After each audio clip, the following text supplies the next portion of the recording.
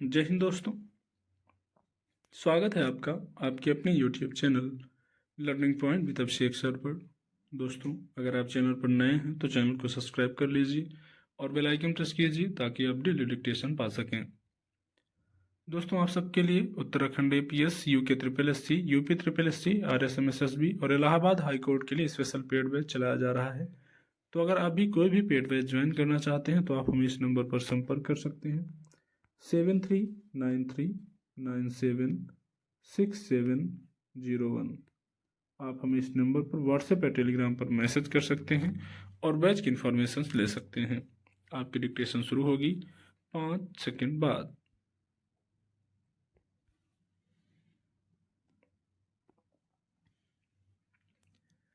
इस बार के बजट से जिस तरह की उम्मीदें जताई जा रही थी उसके समांतर कई स्तर पर आम लोगों के लिए राहत की घोषणाएं हुई। हालांकि मुख्य रूप से इस बजट को मध्य वर्ग का ख्याल रखने और इसी तबके के लिहाज से ज्यादा अनुकूल साबित होने के तौर पर देखा जाएगा। कुछ राज्यों में भावी विधानसभा चुनावों की आहट और उसका असर कई घोषणाओं पर साफ दिखता है और इसी वजह से विपक्ष ने इस पर चुनावी बजट होने का आरोप लगाया है। वहीं इसे सुधारवादी बजट भी बताया जा रहा है। सबसे ज्यादा सुर्खियां बजट में किए गए इस प्रावधान को मिली हैं कि अब जिन लोगों की आय सालाना 12 लाख रुपए तक है उन्हें अब कोई आयकर नहीं देना पड़ेगा। मगर यह देखने की बात होगी कि कर निर्धारण के लिए जो नए पैमाने तय किए जाएंगे उसमें राहत के दायरे में कितने लोग आ पाएंगे। गौरतलब है कि इससे पहले 7 लाख रुपए तक की वार्षिक आमदनी वालों के लिए आयकर से छूट की व्यवस्था थी। माना जा रहा है कि बहुत लंबे समय के बाद मध्य वर्ग को इतनी बड़ी राहत दी गई है। इसके अलावा TDS की सीमा 10 लाख रुपए और आयकर रिटर्न भरने में 4 वर्ष तक का समय जैसे कुछ अन्य उपायों से उम्मीद जगी है कि ये भारतीय बाजारों में छाई सुस्ती को दूर करने में मददगार साबित होंगे।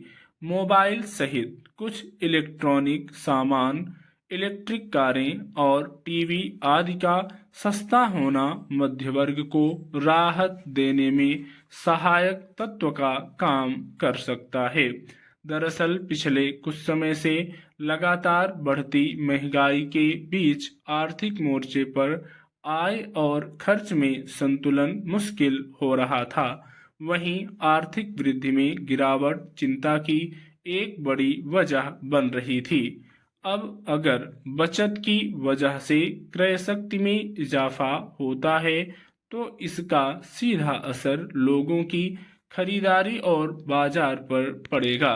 किसानों के लिए क्रेडिट कार्ड पर मिलने वाले ऋण, दलहन, तिलहन और खाद के उत्पादन, मखाना बोर्ड आदि के संबंध की गई घोषणाओं को किसानों के लिए फायदेमंद माना जा रहा है।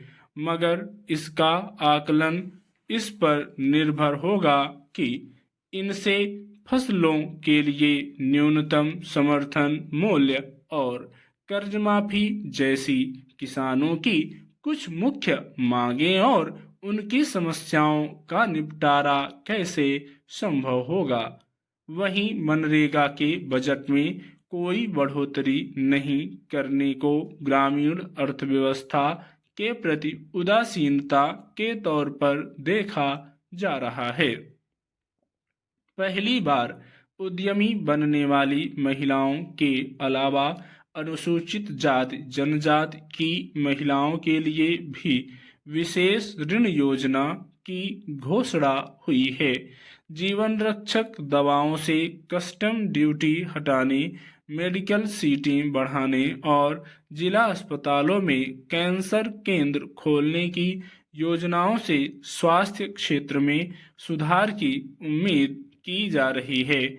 इसी तरह शिक्षा क्षेत्र में पिछले साल के मुकाबले 6.65 की बढ़ोतरी भी अहम है, मगर रेलवे के लिए कोई बड़ी घोषणा नहीं हुई। यह देखने की बात होगी कि इन सब उपायों का असर रोजगार क्षेत्र पर क्या पड़ता है, क्योंकि बीते कुछ सालों में युवा आबादी के सामने बेरोजगारी की बढ़ती समस्या एक बड़ी चुनौती बनती गई है। बहरहाल, बजट में बिहार के प्रति जिस तरह की उदारता दिखाई गई है, उससे विपक्ष को यह कहने का मौका मिला है कि अगर यह चुनावी बजट नहीं है तो अन्य राज्यों के लिए भी समान नजरिया क्यों नहीं अपनाया गया। हालांकि सरकार स्वाभाविक रूप से इस बजट को सभी के लिए उम्मीदों पर खरा उतरने के रूप में ही पेश कर रही है। स्टॉप।